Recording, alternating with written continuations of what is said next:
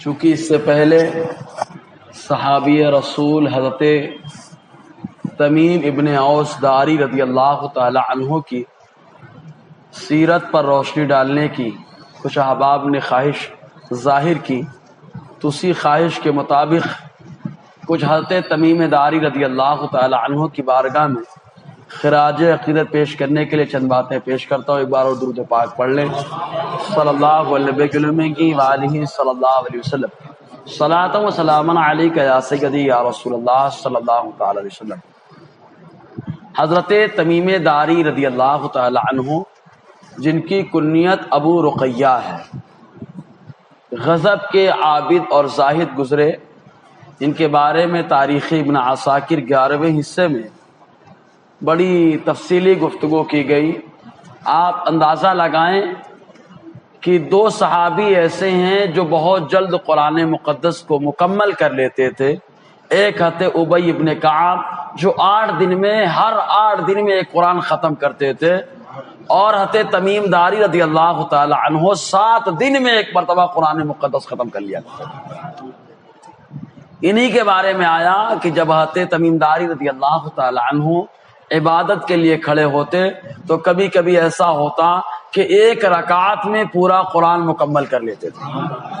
یہ تو بڑی بات ہو گئی نا، ہم لوگ تو تراویح میں حالت خراب ہو جاتی ہے، 1 گھنٹہ دے نہیں پاتے صحیح سے، لیکن یہ تمیم داری رضی اللہ تعالی عنہ کی یہ شان ہے۔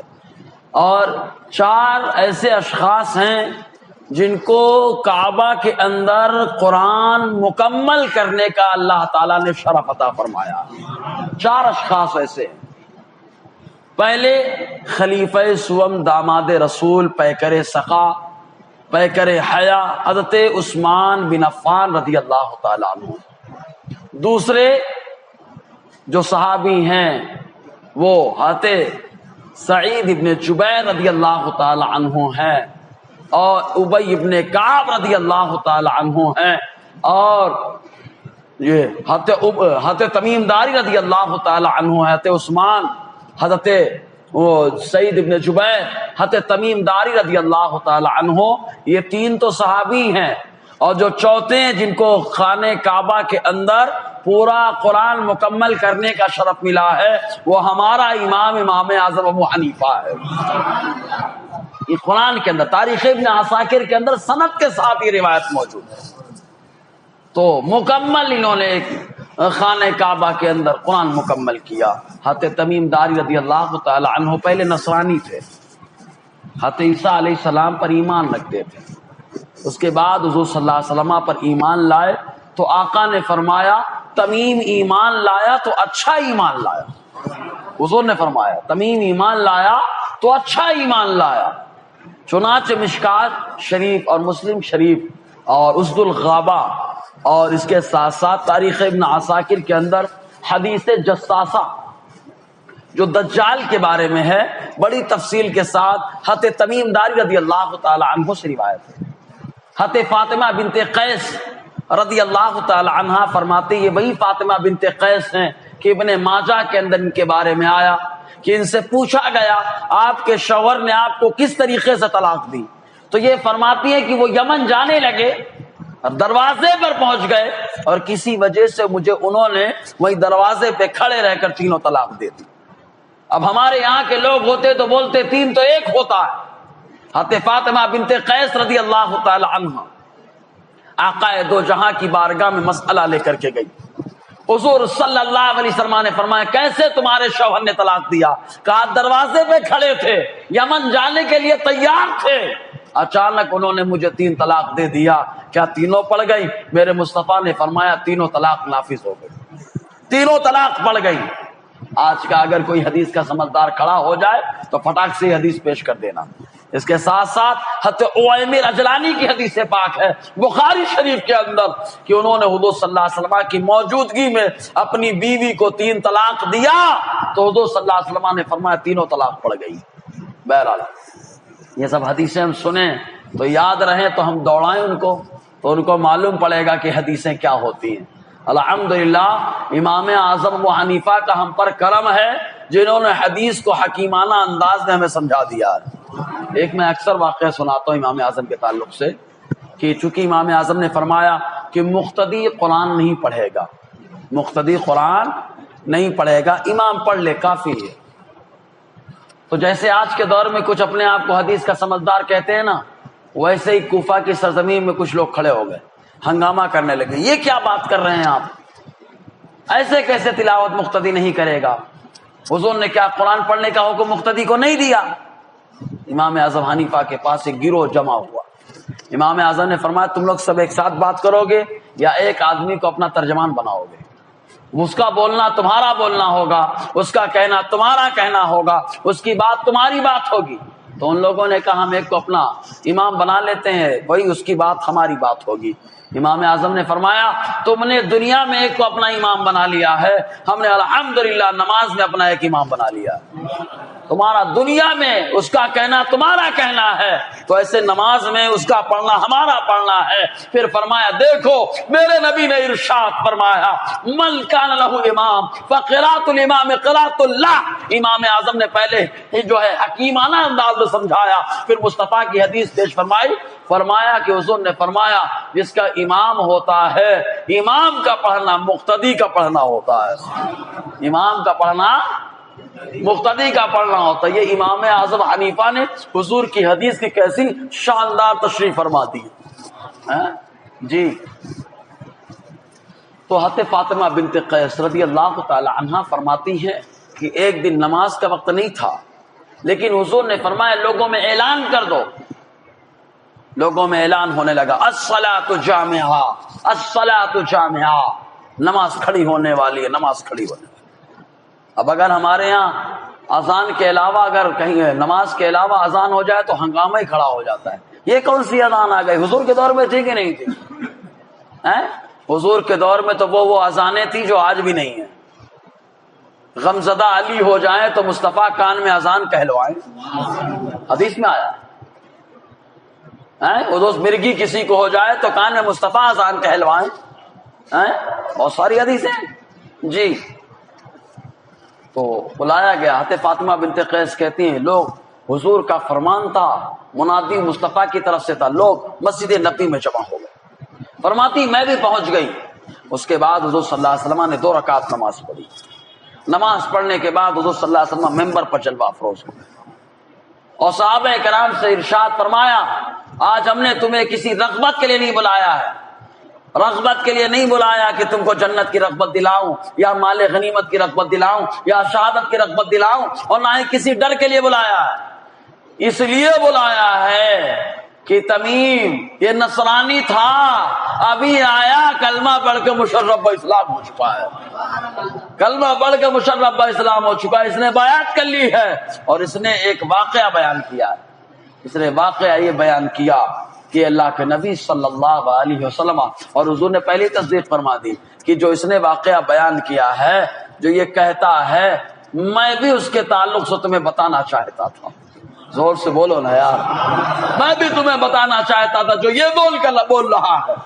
حضور نے فرمایا، تمیم نے کہا اے اللہ کے نبی صلی اللہ علیہ وسلم ہم لوگ سمندری سفر پر نکلے، کشتی پر سوار ہو گئے، جہاز پہ سوار ہو گئے، اور سوار ہونے کے بعد اے اللہ کے نبی صلی اللہ علیہ وسلم 1 مہینے تک مسلسل پانی والا جہاز کشتی ہم کو لے کر سمندر میں کشتی پھرتی رہی، پانی والا جہاز پھرتا رہا، ہم لوگ پریشان ہو گئے 1 مہینے میں۔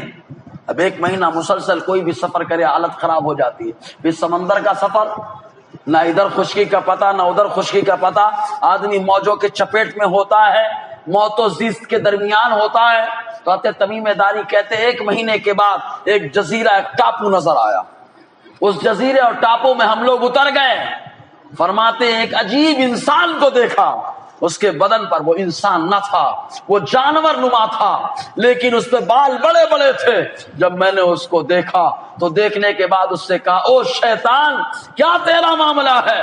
تو اس نے کہا اے انسان میں شیطان نہیں، میں دجال کا جاسوس ہوں، میں دجال کا جاسوس ہوں۔ لوگ سوال کرتے ہیں نا دجال پیدا ہوا کہ نہیں ہوا، اسی لیے مصطفیٰ نے یہ نہیں فرمایا کہ قیامت کے قریب دجال پیدا ہوگا، آقا نے فرمایا دجال قیامت کے قریب ظاہر ہوگا، پیدا تو بہت پہلے ہو چکا ہے، بہت پہلے ہو چکا ہے۔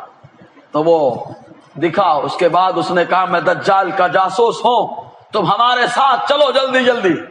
حضرت تمیم داری فرماتے ہیں ہم لوگوں کو ایسا لگا کہ یہ شیطان ہے، مارے خوف کے مارے گھبراہٹ کے ہم لوگ اس کے ساتھ چلنے لگے، اس کے ساتھ چلنے لگے۔ ایک اچانک اس نے کہا گرجا میں چلنا ہے۔ کہاں چلنا ہے؟ گرجا میں چلنا ہے۔ اب اس ٹاپو میں گرجا، فرماتے ہم لوگ گرجا میں جب پہنچے تو کیا دیکھتے ہیں، ایک عجیب انسان، اتنا لمبا ترنگا اور بھاری بھرکم بدن والا، ہم نے اس سے پہلے کوئی انسان نہیں دیکھا تھا۔ بڑا عجیب چہرہ تھا اس کا، زنجیر سے جکڑا ہوا ہے۔ جب ہم لوگوں نے اس کا چہرہ دیکھا تو گھبراہٹ طاری ہو گئی۔ تو اس کے بعد میں نے اس سے سوال کیا، اے شیطان نما، بول تیرا کیا معاملہ ہے؟ تو اس نے کہا میں شیطان نہیں ہوں، ہاں اتنی بات ضرور ہے کہ میں دجال ہوں۔ اس نے کہا میں دجال ہوں۔ حضرت تمیم داری فرماتے اس نے کہا میں دجال ہوں۔ اس کے بعد اس نے بہت سارے سوالات کیے، تب بحیرہ تبریہ میں پانی ہے کہ نہیں، اس دریا میں پانی ہے کہ نہیں، کھیتی باڑی کیسے ہو رہی ہے، اور بہت ساری چیزوں کے بارے میں دجال نے سوال کیا۔ سارے سوال کا جواب حضرت تمیم داری فرماتے میں دیتا رہا۔ آخر میں اس نے کہا یہ بتاؤ جو عرب میں نبی جلوہ گر ہوئے ہیں وہ مکے میں ہے کہ مدینہ میں ہے؟ تو تمیم داری رضی اللہ تعالیٰ عنہ فرماتے ہیں وہ مکے سے نکل کے یثرب آ گئے، یثرب کو مدینہ طیبہ بنا دیا ہے۔ تو حضرت تمیم داری رضی اللہ تعالیٰ بتانے لگے تو دجال کہتا ہے آئے گا وقت قیامت کا قریب تو میں نکلوں گا۔ زنجیروں میں جکڑا ہوا ہے، حالانکہ اللہ تبارک و تعالیٰ قادر مطلق ہے، اس کو کلمہ کن سے بھی جکڑ سکتا ہے، لیکن اس نے بتایا کہ کچھ چیزیں ایسی ہیں کہ ظاہری اسباب، کہتے ہیں نا تقدیر پر ہمارا ایمان ہے، تدبیر کرنا بھی ہمارا کام ہے۔ تقدیر پر ایمان ہے، تدبیر کرنا بھی ہمارا کام ہے۔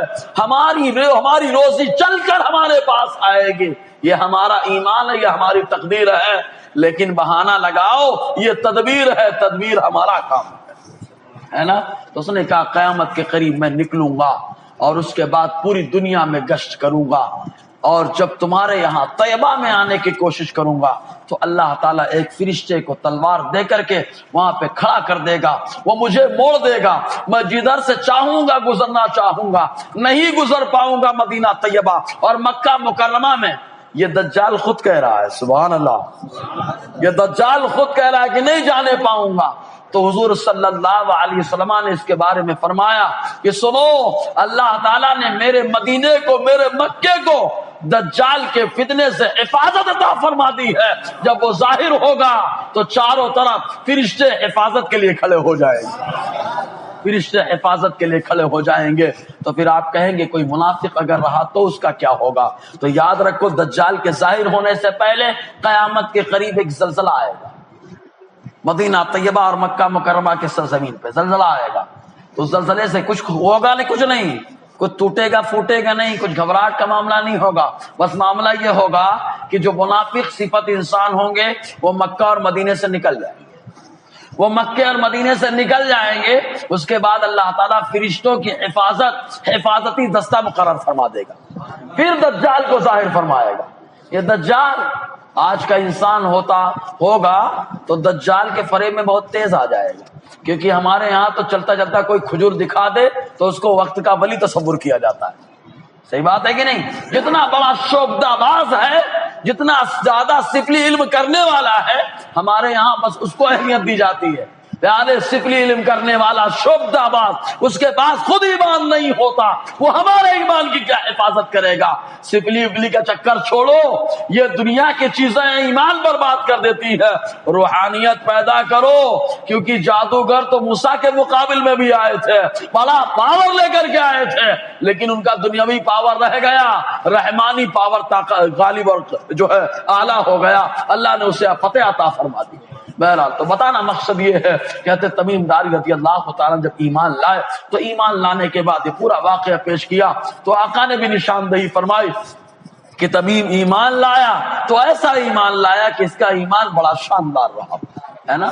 یہ حضرت تمیم داری رضی اللہ تعالیٰ عنہ ایک صحابی ہیں، وہ فرماتے ہیں کہ حضرت تمیم، اچھا ایک بات اور بتا دیں، حضرت ابی ابن کعب اور حضرت تمیم داری یہ وہ دونوں صحابی ہیں کہ حضرت عمر رضی اللہ تعالیٰ عنہ کے دور خلافت میں جب تراویح کی جماعت کا سسٹم قائم کیا گیا تو حضرت عمر رضی اللہ تعالیٰ عنہ نے انہی دونوں صحابی کو تراویح کا امام مقرر فرمایا تھا. حضرت ابی بن کعب کو حضرت تمیم داری رضی اللہ تعالیٰ عنہ تراویح کا امام مقرر فرمایا. ذرا سوچے، عمر وہ جن کی زبان پر حق ہے، عمر وہ جن کے دل پر حق ہے. ایک حدیث میں تو آیا، حضور نے فرمایا محشر کے دن اللہ تعالیٰ سب سے پہلے جس سے مصافحہ کرے گا وہ عمر ہوں گے، سب سے پہلے جس سے معانقہ کرے گا وہ بھی عمر ہوں گے.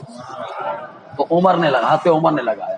اور حضرت تمیم داری رضی اللہ تعالیٰ عنہ چونکہ قصے بیان کرتے تھے، ہمارے ہاں تو قصے بھی، اب سیدہ بیوی کی کہانی چل پڑی ہے.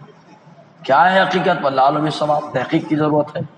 سیدہ بیوی کس کو کہتے ہیں؟ حضرت فاطمہ کو کہا جاتا ہے.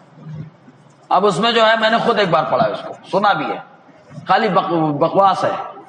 اگر سیدہ بیوی کی کہانی پڑھنا ہے تو حضرت فاطمہ تو زہرا کی سیرت پڑھو نا یار. گھر کی عورتوں کو بتاؤ حضرت فاطمہ کی سیرت پڑھو، یہ سیدہ بیوی کی کہانی ہے. سمجھ رہے کہ نہیں؟ لیکن وہ کیا ہے، میں نے خواب دیکھا، یہ ہوا، وہاں پہنچی، یہ سب چلتا ہے اس میں. بہرحال بتانا مقصد یہ ہے کہ سیدہ بیوی کہا جاتا ہے حضرت فاطمہ الزہرا رضی اللہ تعالی عنہا کو. ان کی کہانی ہے، ان کی سیرت پڑھنا ہے تو کتاب سیرت کی بہت ساری ہے. جی بہرحال تو حضرت تمیم داری رضی اللہ تعالی عنہ قصہ کہا کرتے تھے. سچے قصے ہیں، جھوٹے نہیں. لوگوں کو جمع کر کے قصے سنایا کرتے تھے، واقعات سنایا کرتے تھے. جیسے ہم لوگ کریں نا، واقعات سنا دیتے ہیں، سنایا کرتے تھے. تو لوگوں نے ہنگامہ شروع کر دیا کہ یہ تمیم داری تو کچھ بھی بیان کرنے لگتے ہیں، کچھ بھی بیان کرنے لگتے ہیں. تو حضرت تمیم داری رضی اللہ تعالیٰ عنہ کو بڑا جھٹکا لگا کہ میں سچے واقعات بیان کرتا ہوں، بزرگوں کے واقعات بیان کرتا ہوں، اور یہ لوگ مجھے ایسا ایسا بولتے ہیں. حضرت عمر کے پاس آئے، اور آنے کے بعد حضرت عمر رضی اللہ تعالیٰ عنہ سے عرض کیا کہ میں اگر واقعہ اور قصہ بیان کرتا ہوں تو ایسا ایسا معاملہ ہوتا ہے. تو آپ نے ارشاد فرمایا، اے تمیم تم واقعات بیان کیا کرو، اس لیے کہ تم واقعات سے نفس کو ذبح کر دیتے ہو، نفس کو ذبح کر دیتے ہو. تو نفس کو ذبح کرنا مطلب روحانیت کو غالب کرنا. یہ حضرت تمیم داری رضی اللہ تعالیٰ عنہ کی شان. معلوم ہے حضور صلی اللہ علیہ وسلم کی جو مسجد ہے، مسجد نبوی، جس کے بارے میں پہلے ایک حدیث سنا دوں. حدیث مرفوع ہے، حضور صلی اللہ علیہ وسلم نے فرمایا، جس نے اللہ کی مسجدوں میں سے کسی مسجد کو روشن کیا، اللہ تعالیٰ اس کی قبر کو روشن فرما دیتا ہے. اور یہ حدیث مرفوع ہے، حضرت عمر سے روایت ہے، شرح الصدور کے اندر ہے. من نور مسجد من مساجد اللہ نور اللہ لہ قبرہ، جو اللہ کی کسی مسجد کو روشن کرے اللہ تعالیٰ اس کی قبر کو روشنی عطا فرما دیتا ہے. آگے ارشاد فرمایا، جو اللہ کے گھر میں خوشبو کرے، سبحان اللہ، اللہ کے گھر میں خوشبو کرے. دنیا بہت زیادہ خوشبو کرتے ہیں، کبھی اللہ کے گھر میں خوشبو کرے.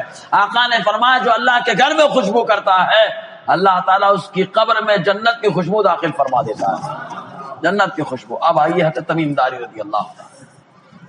حضرت ابو ہریرہ رضی اللہ تعالیٰ عنہ بیان فرماتے ہیں کہ ایک وہ دور تھا کہ حضور صلی اللہ علیہ وسلم کی مسجد، جسے مسجد نبوی کہتے ہیں، مسجد نبوی میں رات میں اندھیرا ہوتا تھا. خود حضرت عبداللہ ابن عمر فرماتے ہیں کہ رات میں اندھیرا ہوتا تھا، میری شادی نہیں ہوئی تھی، میں رات میں جاتا وہیں عبادت کرتا، اعتکاف کی نیت کر کے وہیں سو جایا کرتا، وہیں سو جایا کرتا تھا، پوری رات وہیں رہا کرتا تھا شادی سے پہلے. آج ایسے کوئی نوجوان ہے کیا جو مسجد میں آ کے عبادت کرتے رہے رات میں؟ وہ عبداللہ ابن عمر ہے، رات میں عبادت کرتے، بولے رات میں اندھیرا رہتا تھا بالکل. حضرت تمیم داری رضی اللہ تعالی عنہ نے ارادہ کیا کہ کیوں نہ مسجد نبی میں روشنی کی جائے.